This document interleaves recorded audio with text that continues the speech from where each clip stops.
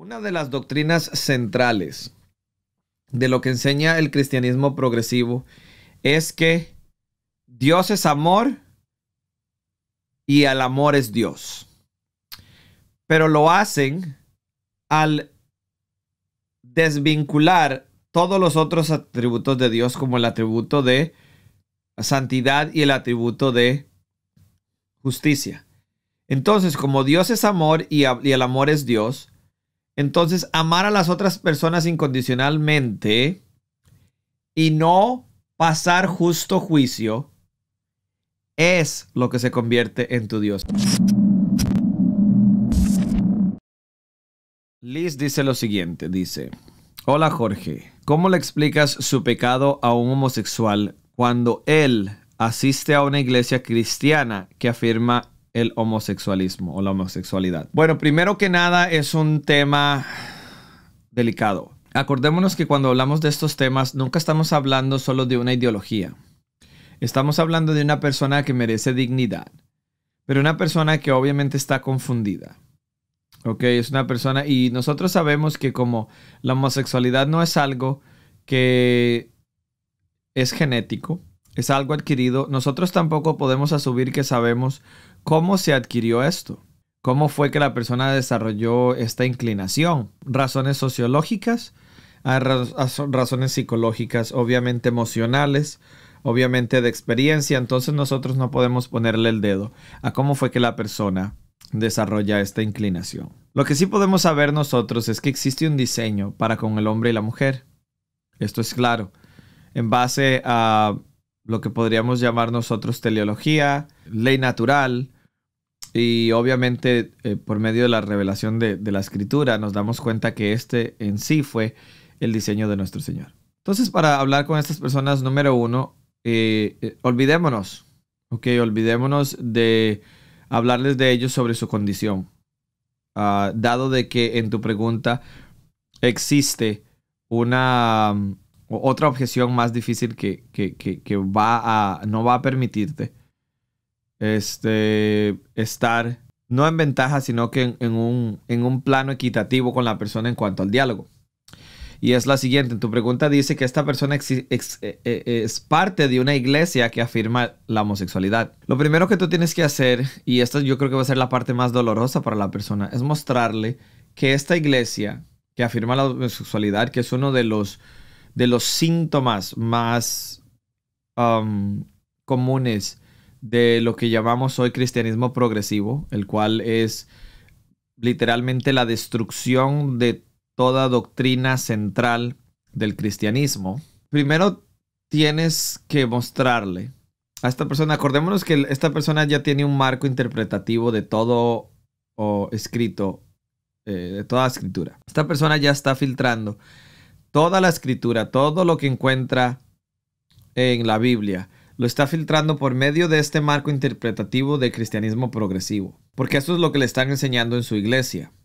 Esta persona está aprendiendo a hacer interpretación bíblica con este filtro puesto, y entonces cada vez que tú vayas a hablarle de la Biblia, la persona va a decir sí. Esto es lo que dice en tu tradición, pero el cristianismo es X, Y, Z. Y ellos van a filtrar su perspectiva, van a filtrar su perspectiva por medio de lo que les enseña el cristianismo progresivo. Y esto es problemático, súper problemático. Esto es súper problemático porque la persona está atrapada en esta ideología. La persona está atrapada en que se le está diciendo que puede amar a Dios y amar su deseo sexual o su inclinación sexual al mismo tiempo. Una de las doctrinas centrales de lo que enseña el cristianismo progresivo es que Dios es amor y el amor es Dios. Pero lo hacen al desvincular todos los otros atributos de Dios, como el atributo de santidad y el atributo de justicia.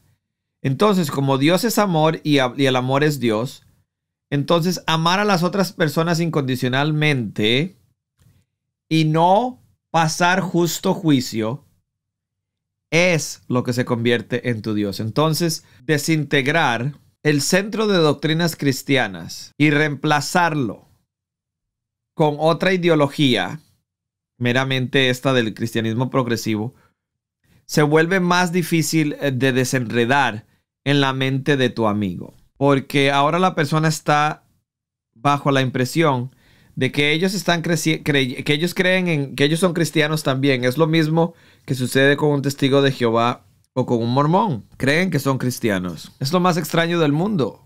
Pero en realidad las doctrinas, ellos usan el nombre de Jesús y nombran otras doctrinas, pero son completamente interpretadas de una manera diferente. Las palabras que son usadas son diferentes. Ideas detrás de ciertas doctrinas centrales, como son enseñadas, son diferentes. Entonces lo que tú tienes que hacer primero, es sentarte y tener no diría una conversación, sino una serie de conversaciones con esta persona y tratar de trazar, ¿ok?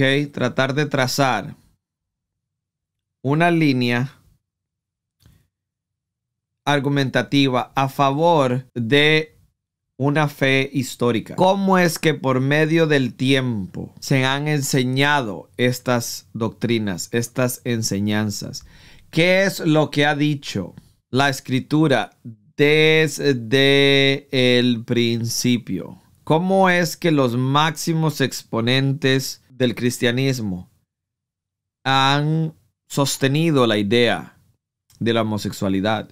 Llevarlos al decirles, olvídate de mi denominación, olvídate de tu denominación, olvídate de tu iglesia, olvídate de mi iglesia.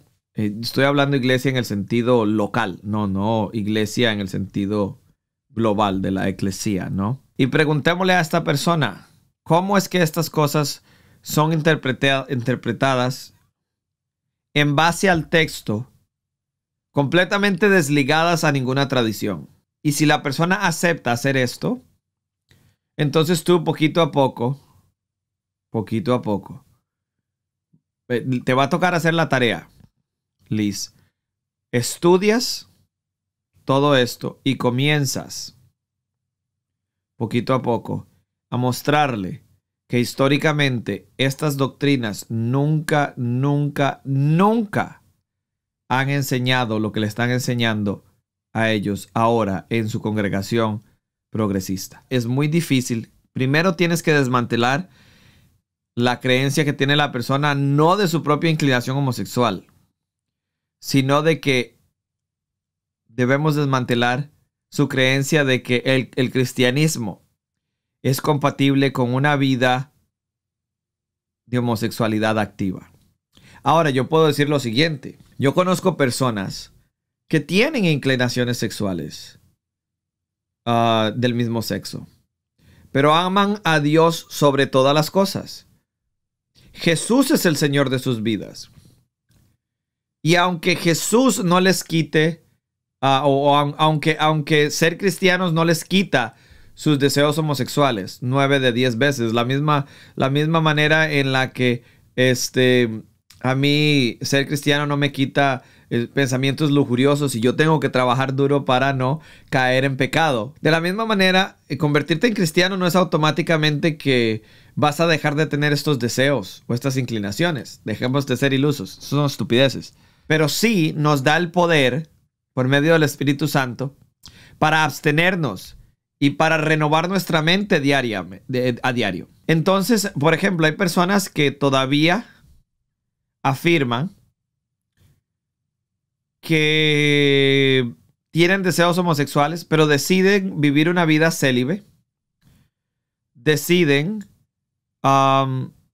doblar su rodilla al Creador, afirmar a Jesús como su Salvador y Redentor, recibir la salvación y luchar contra estos deseos sexuales diarios, como lo debemos hacer todos nosotros. Y pueden vivir una vida santa, ¿ok?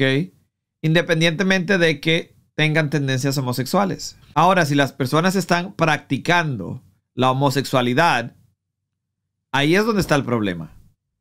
La misma manera que si una persona que tiene pensamientos lujuriosos comete adulterio o fornica, está llevando a cabo estos pensamientos que siembran esta semilla del pecado. Y eso es uno de los problemas más grandes en la iglesia evangélica y en todas las iglesias hoy en día. Es que nosotros ponemos el pecado de la homosexualidad como si estuviera en un pedestal más alto que el pecado de la fornicación o el pecado del adulterio o el pecado de la pornografía. Y al pobre gay lo zapateamos y lo echamos a patadas, pero al adúltero le aplaudimos. O al fornicador le aplaudimos porque está en la banca del frente diciendo aleluya todos los domingos. Pero el gay no, el gay que no me entre acá. Ese es el problema.